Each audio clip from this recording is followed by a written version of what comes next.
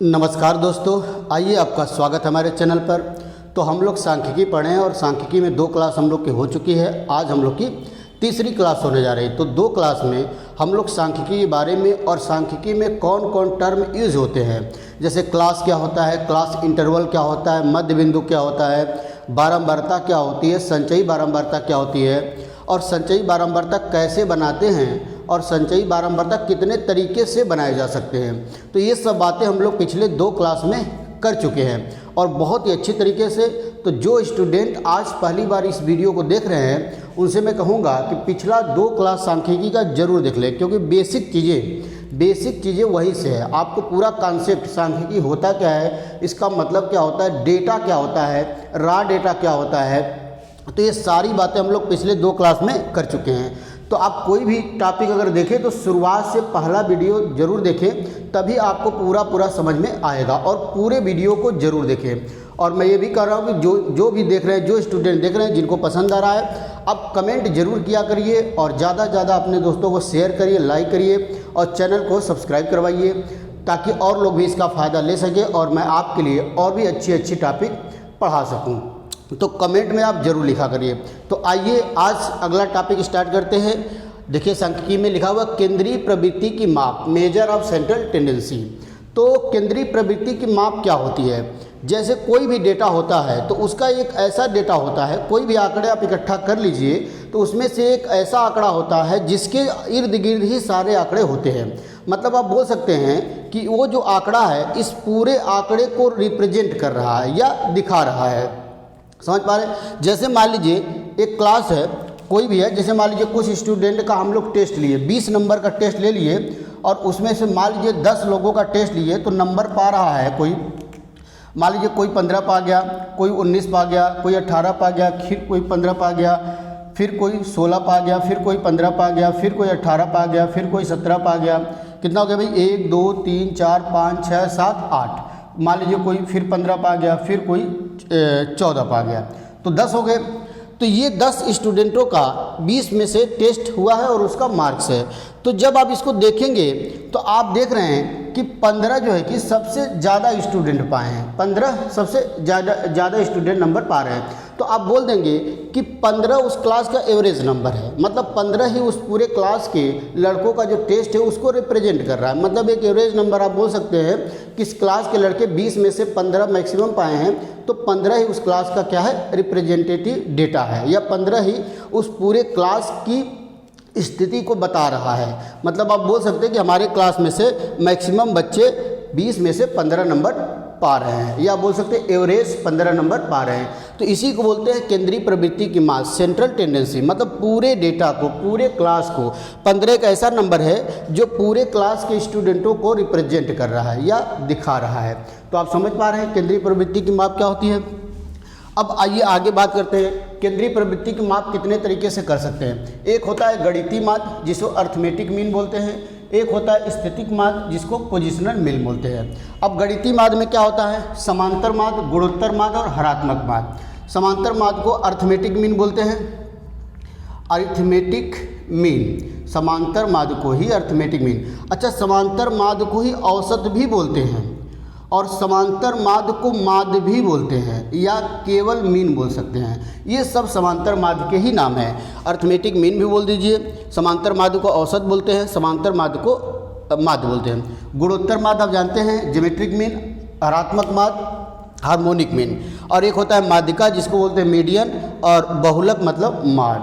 तो अब देखिए ये चीज़ें, गुणोत्तर माध्य और हरात्मक माध्य और समांतर माध्य, जब हम लोग श्रेणी पढ़ेंगे, जब हम लोग सीरीज पढ़ेंगे, जो हम लोग का अर्थमेटिक का एक टॉपिक है, तो ये वहाँ का टॉपिक है, तो इसको हम लोग वहाँ क्लियर कर लेंगे। इस चैप्टर में आपको क्या पढ़ना है, मीन पढ़ना है, मतलब समांतर माध्य पढ़ना है, माध्यिका पढ़ना और बहुलक पढ़ना है। इस टॉपिक को हमको क्या पढ़ना है भाई, हम लोग को पढ़ना है मीन, मीडियन और माड। इसको आप बोल सकते हैं माध्य, माध्यिका, माध्यिका और बहुलक, माध्यिका और बहुलक। और माध्य को आप औसत भी बोल सकते हैं, औसत ही हमारा माध्य है, औसत ही हमारा क्या है, माध्य। एवरेज वाले टॉपिक में भी पढ़ेंगे, औसत जो पढ़ते हैं टॉपिक हम लोग वही एवरेज यहाँ भी है, लेकिन वहाँ पर जो चीज़ें अलग है, मतलब वहाँ पर क्वेश्चन का लेवल अलग है और यहाँ पर क्वेश्चन पूछने का तरीका और लेवल दोनों अलग है। तो इस टॉपिक हम लोग क्या पढ़ना भाई, मीन, मीडियन, माध्य, माध्यिका और बहुलक।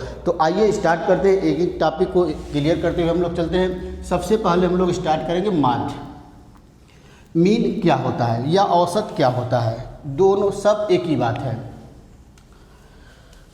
तो आइए सबसे पहले हम लोग स्टार्ट करते हैं क्या भाई, माध्य। माध्य जिसको बोलते हैं मीन बोल सकते हैं, मीन बोल सकते हैं, या इसी चीज़ को आप औसत भी बोल सकते हैं, सब एक ही बात है। तो क्या होता है ये मीन, बिल्कुल आसान है। मान लीजिए जैसे अभी हम लोग कुछ आंकड़े आप इकट्ठा किए, मान लीजिए 20 लोग का आंकड़े इकट्ठा किए, तो माध्य क्या होता है, औसत। औसत का मतलब आप समझ लीजिए कि बराबर। अगर मैं आपसे बिल्कुल साधारण भाषा में बताऊं, बिल्कुल साधारण लैंग्वेज में, तो औसत का मतलब आप समझ लीजिए बराबर। बराबर जैसे 5 लोग हैं, A B C D E और बस 5 लोग हो गए।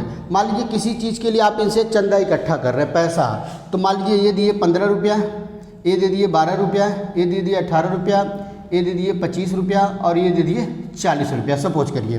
तो अब हम क्या करेंगे, 5 लोग अलग अलग पैसा दिए, तो हम बोले कि इस सारे पैसे को सभी लोग में बराबर बराबर बांट दिया जाए, इस सारे पैसे को सभी लोगों में बराबर बराबर बांट दिया जाए। तो आप क्या करेंगे, आप बोलेंगे सबको जोड़ दिया जाए, 15 + 12 + 18 + 25 + 40, तो कितना आ रहा भाई, 15 और 25 कितना आ जाएगा, 40 आ जाएगा।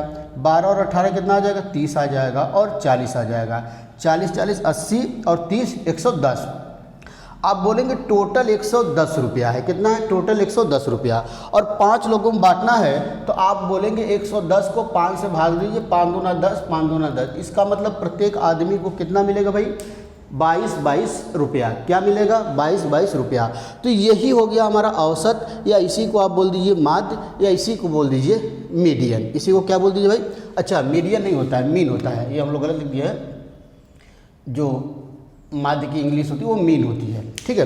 तो इसी को आप बोल सकते हैं औसत, या इसी को बराबर बोलिए, या इसी को माध्य बोलिए। समझ पा रहे हैं, माध्य का मतलब क्या हो गया, क्या हम लोग के जितने भी आंकड़े थे सभी आंकड़ों को जोड़ दिए और 1 2 3 4 5 जितने आंकड़े थे उससे भाग दे दिए। तो इसका डिफिनीशन क्या बन गया, इसका फार्मूला क्या बन गया, माध्य मतलब, माध्य मतलब, अच्छा माध्य को x बार से दिखाते हैं, ठीक है। तो आप लिख सकते हैं सभी आंकड़ों का योग, सभी आंकड़ों का योग बटा में कुल आंकड़ों की संख्या, कुल आंकड़ों की संख्या, कुल आंकड़ों की संख्या। आप बोल सकते हैं कि सभी आंकड़ों का योग, माध्य क्या होता है, जितने भी आंकड़े दिए रहे हैं सभी आंकड़ों का योग बटा में कुल आंकड़ों की संख्या।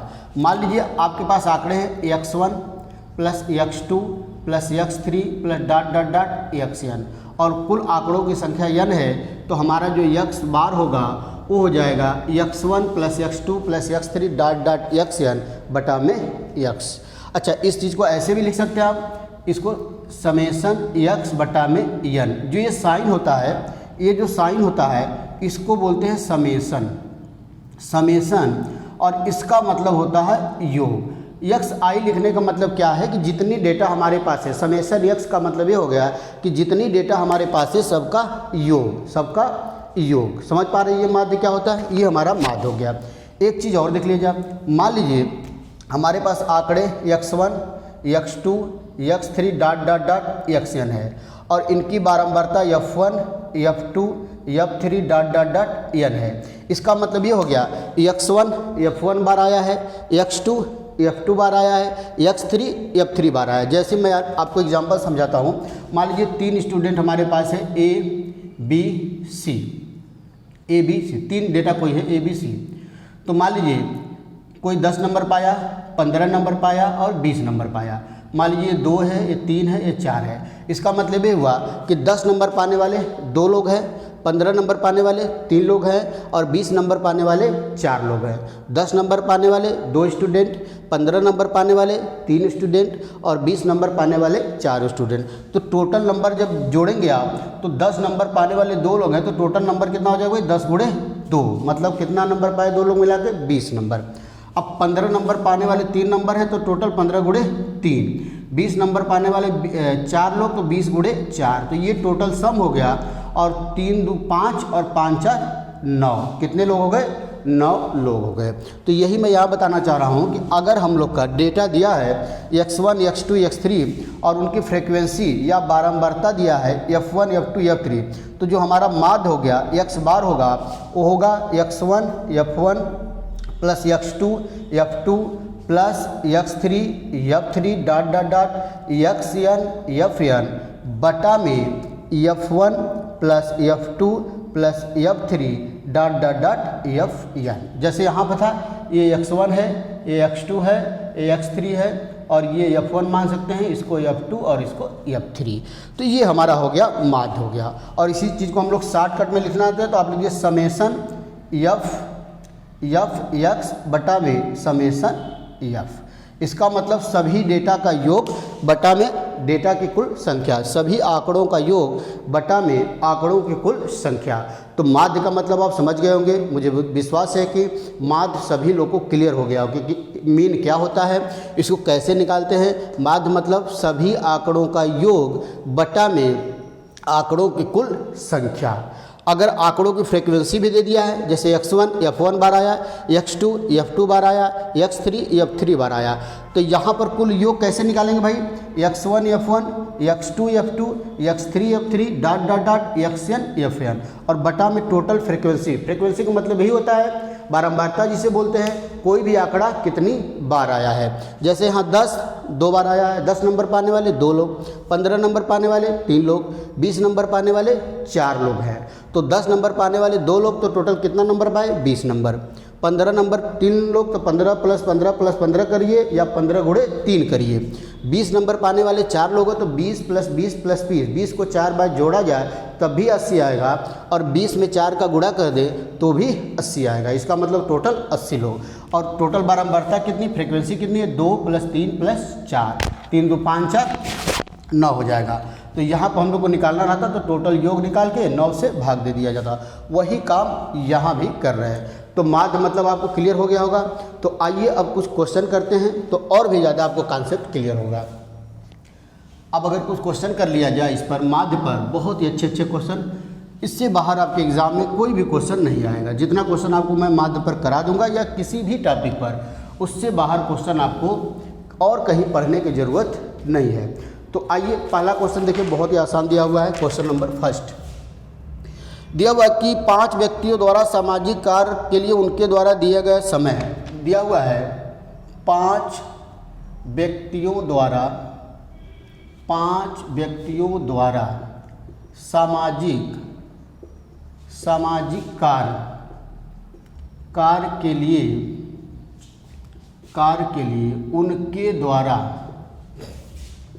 उनके द्वारा दिया गया समय क्रमशः कितना है भाई? 10, 7, 13, 20, 15 घंटे हैं। 15 घंटे हैं। तो उनके समय का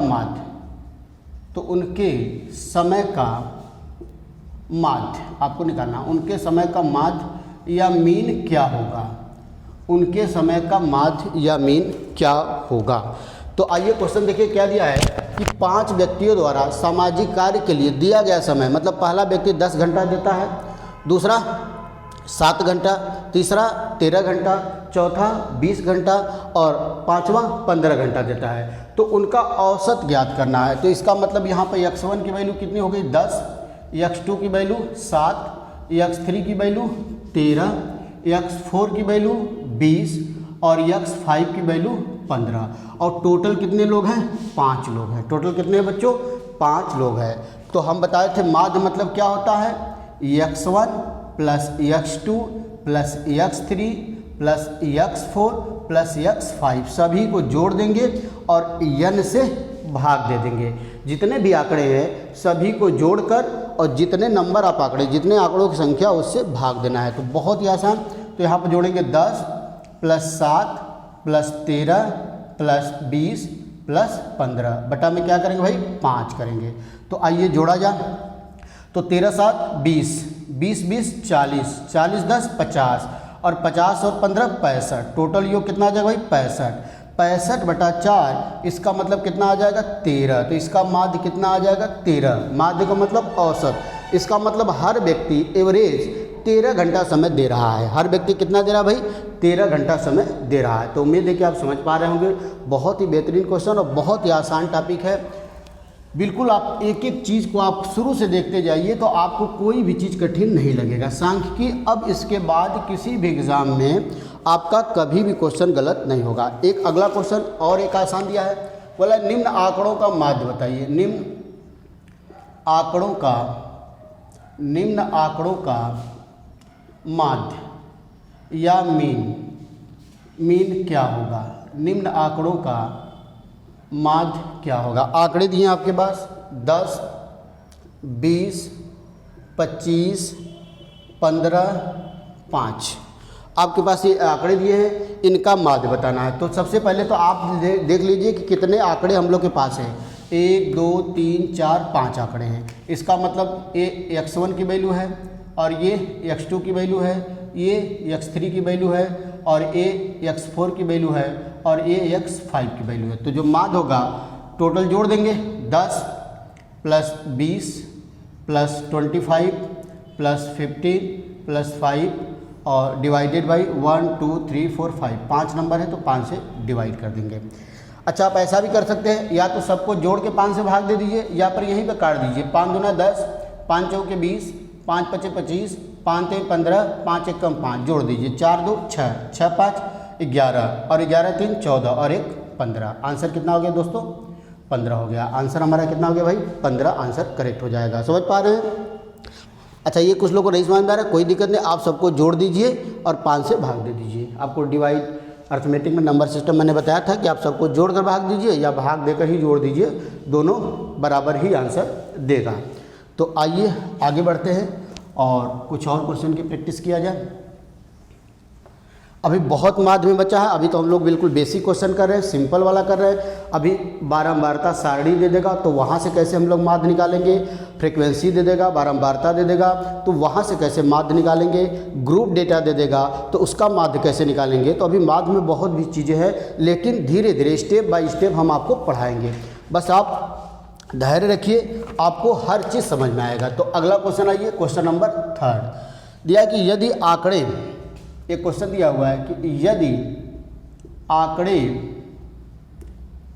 आंकड़े क्या दिया भाई 8, 10, x-6, 9 और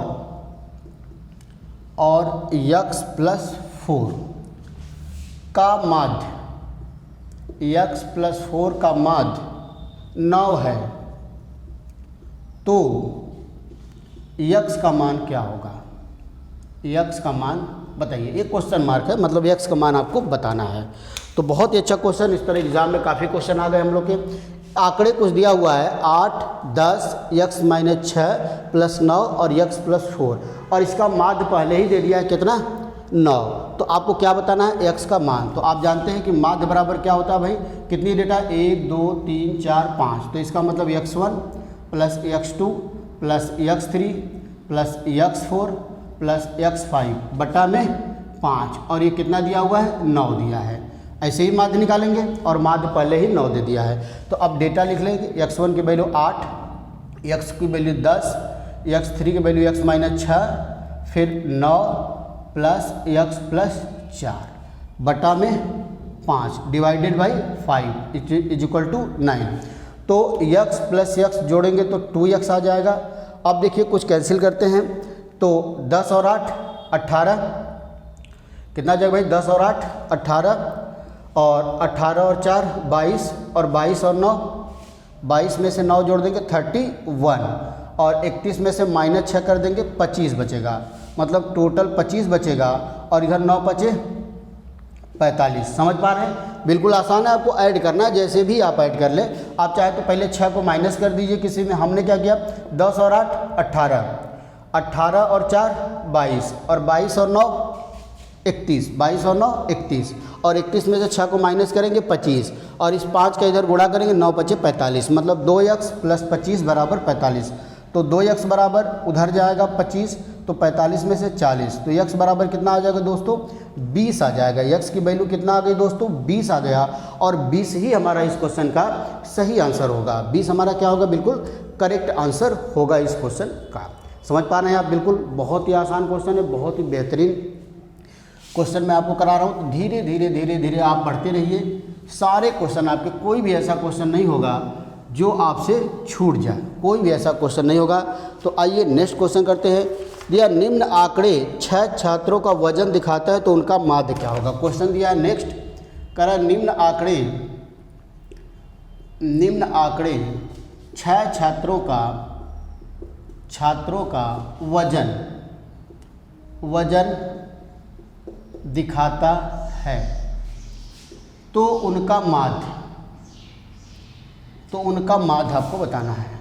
उनका माध्य क्या होगा, ये क्वेश्चन मार्क है।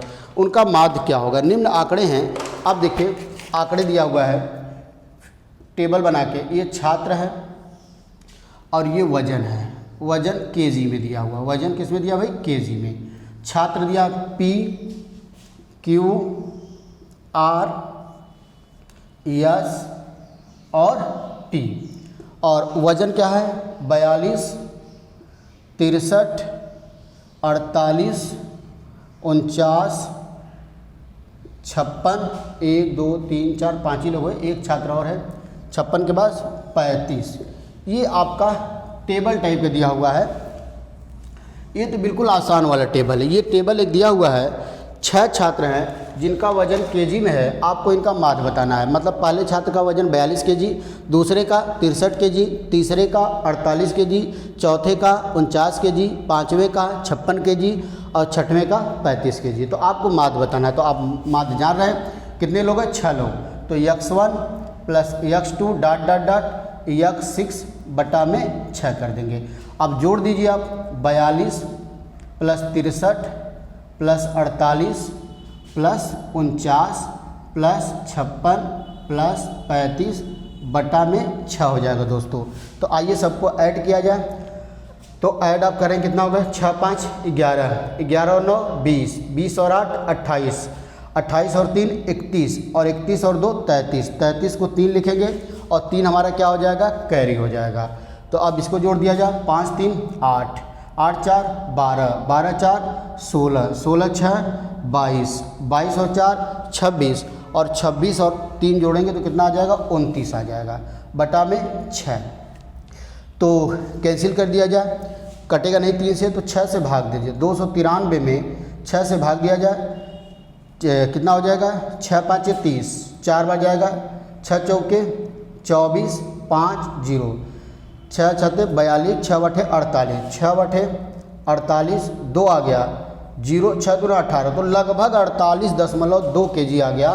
तो आप बोल सकते हैं लगभग 48.2 kg, मतलब इनका औसत माध्य क्या हो जाएगा, मतलब प्रत्येक स्टूडेंट का माध्य कितना हो जाएगा भाई, 48.2 kg। कितना हो जाएगा दोस्तों, 48.2 kg। तो बहुत ही बेहतरीन क्वेश्चन रहा।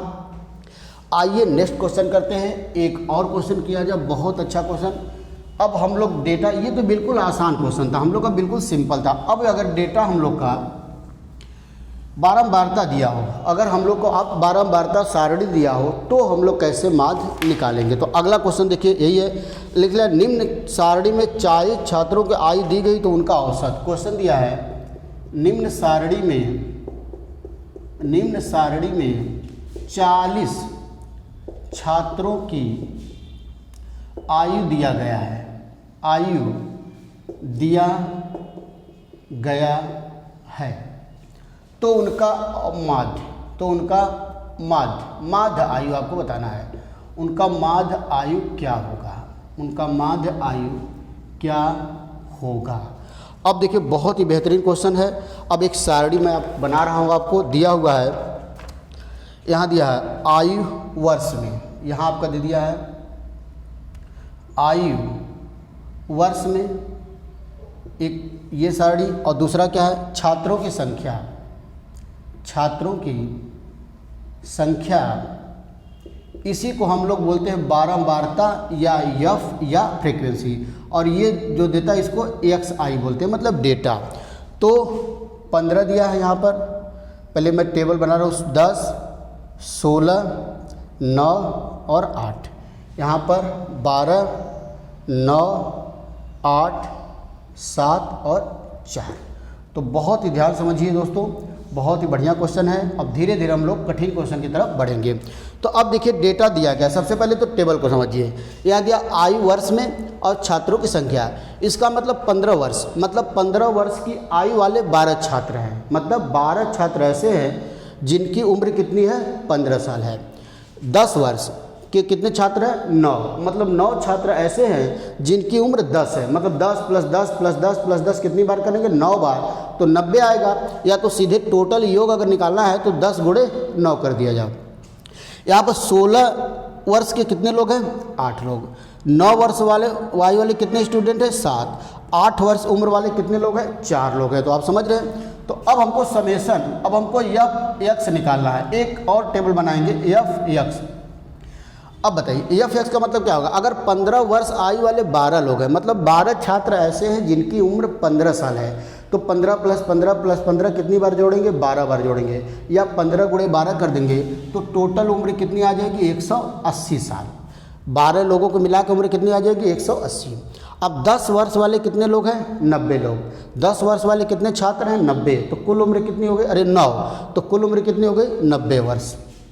अगर एक छात्र की उम्र 9 वर्ष है तो 10 की कितनी हो जाएगी दोस्तों 90 वर्ष। अब देखिए 16 वर्ष वाले कितने हैं 8, 16 वर्ष वाले 8, मतलब एक छात्र की उम्र 16 वर्ष है तो 8 की कितनी होगी 16 × 8 कर देंगे। 16 × 8 कितना होता है 16 बटे 128, देख लीजिए 8 × 6 = 48, 4 बच गया, 8 × 8 = 4, 12, 16 बटे 128। अब 9 वर्ष वाले 7, तो 9 × 7 = 63, ये 128 है, और 8 वर्ष वाले 4, तो टोटल उम्र कितने 8 × 4 = 32। अब यहाँ पर टोटल एफ एक्स, टोटल समेसन निकालिया है, जोड़ा जाए 3 × 2 = 5, 8 × 5 = 13, 13 को 3, 1 बच गया।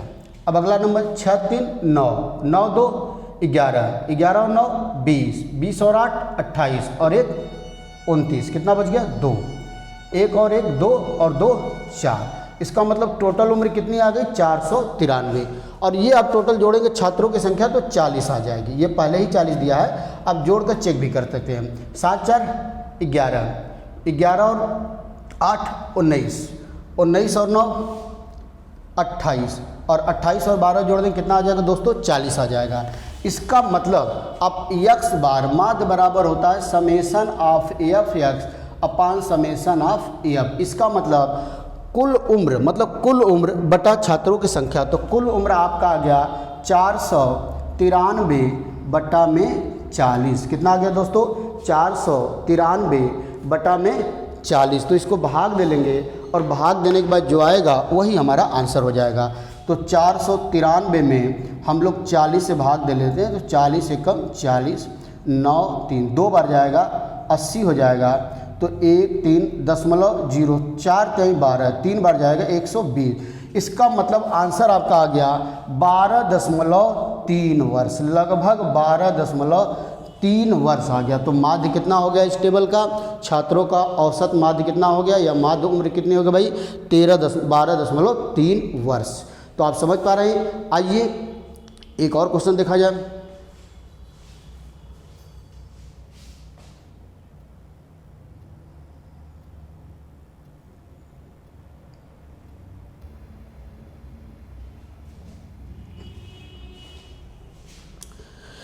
आइए दोस्तों एक अगला क्वेश्चन देखते हैं। ग्रुप डेटा दिया हुआ है। अब तक हम लोग का क्या था कि डायरेक्ट डेटा देता था और फ्रीक्वेंसी देता था, अब ग्रुप में डेटा दे दिया है। इसी को बोलते हैं बारंबारता सारणी या बारंबारता बंटन सारणी भी आप बोल सकते हैं। पहले वाले को भी बारंबारता सारणी ही बोलते हैं।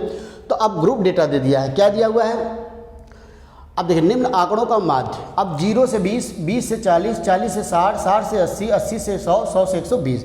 तो ये अपवर्जी विधि दिया हुआ है, ओवरलैपिंग विधि, मतलब पहले वाले ग्रुप का ऊपरी सीमा, उच्च सीमा और दूसरे वाले ग्रुप का निम्न सीमा होता है। तो ये बारंबारता सारणी जब इस तरह बनाते हैं तो इसको क्या बोलते हैं हम लोग, अपवर्जी विधि या ओवरलैपिंग मेथड। तो अब देखिए क्या कि 0 से 20 के, 0 से लेकर, मतलब इसका 0 से 20 मतलब क्या हुआ कि 0 से लेकर 20 के पहले तक, मतलब 19 बोल सकते हैं या 19.99 तक कितने लोग हैं, 4 लोग हैं। कोई भी डेटा हो सकता है, कुछ भी ये दिया हो, मान लीजिए स्टूडेंटों की संख्या दिया है या कुछ भी दिया है, किसानों की संख्या दिया है, मतलब आप बस इतना समझिए कि 0 से 20 में मतलब 20 से कम में 4 लोग आ रहे हैं। फिर 20 से 40 मतलब 20 से लेकर 40 तक, 40 को नहीं लेना है, 40 से जस्ट पहले कितने हैं, 6। फिर 40 से 60 में इतने, फिर इतने हैं। तो अब देखिए इस तरह अगर ग्रुप डेटा दिया हो तो हम लोग उसका माध्य कैसे निकालेंगे। तो अभी तो बड़ी मुश्किल है, 0 से 20 में अब हमको पता ही नहीं कि कितने लोग 0 पा रहे हैं, कितने लोग 1 पा रहे हैं, कितने लोग 19 पा रहे हैं। हमको नंबर नहीं पता है, हमको ये एग्जैक्ट डेटा हम लोग नहीं बता सकते कि 0 के 20 में कितने कितने क्या क्या वैल्यू है। तो इसमें एक चीज़ माध्य निकालने की ज़रूरत पड़ती है। माध्य क्लास, जिसे मिड पॉइंट आपको मैं बताया था, किसी भी क्लास का जो मिड पॉइंट होता है, जैसे 0 से 10 अगर कोई एक है तो इसका जो मध्य बिंदु होता है, मध्य बिंदु इसको बोल सकते हैं, माध्य नहीं, आप बोल सकते हैं मध्य बिंदु या इसको मिड पॉइंट बोलते हैं। तो क्या होता है, 0 + 10/2, मतलब अपर लिमिट और लोअर लिमिट को जोड़कर आधा भाग 2 से कर देते हैं तो ये 5 आ जाएगा और ये 5 ही उस पूरे ग्रुप को रिप्रेजेंट करेगा। जो 5 होगा उस पूरे ग्रुप को दिखाएगा। तो यहाँ पर जब इसका माध्य निकालेंगे 0 और 20 का, तो 0 + 20 2 करेंगे तो कितना आ जाएगा, 10 आ जाएगा। इसका मतलब आप बोल सकते हैं कि जो 10 वो कितनी बार आ गया है, 4 बार आ गया। कोई डेटा होगा, कोई आंकड़ा होगा या कुछ भी होगा, तो जो 10 है वो कितनी बार आया है दोस्तों, 4 बार आया। इनका मतलब ये हो गया, मतलब 10 अब हमारा 0 से लेके 20 तक पूरे 0 से 20 वाले ग्रुप को दिखाएगा या रिप्रेजेंट करेगा। अब 20 से 40 में कैसे निकालेंगे, इनका जोड़ के आधा करेंगे तो 20 और 40 60 होगा, आधा करेंगे तो 30 हो जाएगा। अब 40 से 60 को जोड़ेंगे 100, आधा करेंगे 50, और इसको जोड़ेंगे 140 और आधा करेंगे 70, 180 आधा करेंगे 90, कितना हो जाएगा भाई, 220, और इसका आधा करेंगे 110। आप समझ रहे हैं कितना आ जाएगा, 110। ठीक है। तो अब देखिए इनका मतलब हुआ क्या, जैसे हम लोग जो मध्य बिंदु निकालेंगे और यही हमारा x होगा, तो इसका मतलब ये हो गया कि 0 से 20 का मध्य बिंदु 10 आ गया। इसका मतलब 10 इस पूरे ग्रुप को दिखाएगा, मतलब इसकी डेटा कितनी है, 10। अब बोल सकते हैं कि 10 कितनी बार आ गया, 4 बार। तो टोटल ये कितना होगा, 10 तो के 40। तो यहाँ पर fx निकालेंगे, यहाँ पर fx निकालेंगे तो कितना आ जाएगा, 40 आ जाएगा, 10 × 4।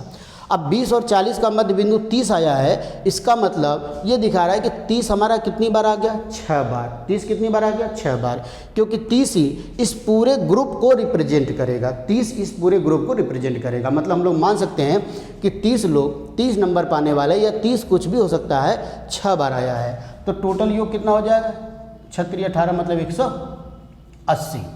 अब यहाँ देखिए 50 10 बार आया है तो टोटल योग कितना हो जाएगा भाई, 500। 70 30 बार आया, 7 3 21 210। 90 18 बार आ गया है तो गुणा कर देंगे, 18 9 9 से गुणा करें, 9 8 72, 7 बच गया, 9 1 9 7 16, तो 16 20 आ जाएगा। यहाँ कितना आ जाएगा दोस्तों, 16 20 आ जाएगा। 110 15 बार, तो 15 में 10 को गुणा करेंगे तो 1650, ये हमारा आ जाएगा। समझ पा रहे हैं, ये टोटल fx आ गया। अब इसको टोटल जोड़ देंगे तो इसका योगफल आ जाएगा, मतलब पूरे डेटा का योग आ जाएगा, जितने भी डेटा है। अब फिर से देख लीजिए, जब ग्रुप में डेटा हो तो हम लोग को एक मध्य बिंदु निकालने की ज़रूरत पड़ती है। ज़रूरत क्यों पड़ती है, मध्य बिंदु इस पूरे ग्रुप को रिप्रेजेंट करेगा। नहीं तो आप ग्रुप देखकर नहीं बता सकते। 0 से 20 दिया है तो अब इसमें 0 कितनी बार आया है, ये कितनी बार आया, 2 कितनी बार आया, 3 क्या है, तो ये आप बता ही नहीं सकते ये देखकर। तो इसका मध्य बिंदु 10 आ गया, तो इसका मतलब हम बोलेंगे कि इस पूरे ग्रुप को कौन दिखाएगा, 10 दिखाएगा। तो इसका मतलब आप बोल सकते हैं 10 कितनी बार आएगा, 4 बार आएगा। तो टोटल योग कितना होगा, 10 × 40। इसका मध्य बिंदु अगर 30 आ गया तो इसका मतलब 30 कितनी बार है, 6 बार। तो 30 + 30 + 30 6 बार करेंगे, या फिर 30 में 6 का गुणा कर दिया जाए, 36 18 180, 80 आ जाएगा। तो समझ पा रहे हैं। इसी तरह पूरे ग्रुप का सम निकाल लेंगे। तो यहाँ देखिए जोड़ते हैं तो लास्ट में तो यहाँ 0 आ जाएगा। यहाँ 5 2 7, 7 और 1 8, फिर 0 8 8 16 और 16 4 20। फिर से जोड़ लीजिए, यहाँ 0 आएगा, 5 2 7, 1 8 8 8 16 4 20। 2 कैरी बच गया, 2 कैरी बच गया हम लोग का। अब इसको जोड़ते थे 6 6 12, 12 और 2 14, 14 5 19, 19 2 21, 2 बच गया। फिर तो 1 और 1 2 और 4, कितना हो गया 4100। टोटल सम कितना है 4100। अब बारंबारता टोटल देख लेते हैं कितनी बारंबारता है, मतलब कुल आंकड़े कितनी बार आए हैं। जैसे 10 4 बार आया है, 30 6 बार आया है, तो टोटल जोड़ लिया जाए। 8 5 13, 13 और 3 16। अच्छा ये 3 है ना, इसको मिला लीजिए, सही है। 8 5 13, 13 3 16, 16 6 22 और 22 और 4 26। कितना बच गया 2। 1 और 1 2, 2 और 1 3, 3 2 5। कितना आ गया दोस्तों 56। तो हमको निकालना क्या है माद x बार। आप जानते हैं कि टोटल fx मतलब आंकड़ों का कुल योग बटा आंकड़ों की संख्या। तो ये आपका आ गया टोटल 4100 बटा में 56। 4100 बटा में 56 काट दिया, 2 से कटेगा, 2 दूना के 4, 2 दूना के 4 0, 2 5 10 0, सही है। 2 दूना 4, 2 8 16। फिर 2 से कटेगा, 2 1 2 0, 2 दूना 4, 2 5 10 14। फिर 2 से कटेगा, 2 से अब नहीं कटेगा, अब भाग दे दिया जाए। 14 से 1025 में भाग दिया। 14 दूना 28, 14 5 70। कितनी बार जाएगा भाई 6 बार। 6 चौके 24, 7 बार जाएगा। 14 7 कितना होता है, 7 चौके 28 98, 14 8 8 चौके 32, 14 8 112 होता है, ज़्यादा हो गया 7 बार जाएगा लगभग। अब चेक कर लीजिए 14 8 कितना होगा, 8 चौके 32, 3 बच गया, 8 एकम 11, 7 बार। 7 चौके 28, 2 बच गया, 7 एकम 7 2 9, यहाँ पर 4 बच गया 5, 14 यहाँ 42, कितना बच गया 3.0, 14 दूना 28। तो आपका आंसर आ गया लगभग 73.2। यहाँ पर लिख लेंगे 73.2। तो इसका मतलब इस पूरे बारंबारता सारणी की माध्य कितना आ गया, मीन कितना आ गया, या औसत बोल सकते हैं कितना आ गया भाई 73.2। तो आप देख रहे हैं कि ग्रुप डेटा का, अगर बारंबारता सारणी हम लोग ग्रुप डेटा का दिया हो हम लोग का, तो उसकी औसत या माध्य कैसे निकालते हैं, तो ये हम लोग सीखे। तो दोस्तों उम्मीद है कि आपको पसंद आया होगा। अभी मैं माध्य पर आपको और भी क्वेश्चन की प्रैक्टिस कराऊंगा। नेक्स्ट क्लास में हम लोग और भी क्वेश्चन की प्रैक्टिस करेंगे, और भी अच्छे क्वेश्चन। तो बस आप शुरू से पूरा वीडियो, एक एक वीडियो आप देखते जाइए। फिर सांख्यिकी का आपका कोई भी एग्ज़ाम हो, कभी भी कोई भी क्वेश्चन गलत नहीं होगा। तो दोस्तों अगले वीडियो मिलते हैं, तब तक के लिए नमस्कार, धन्यवाद।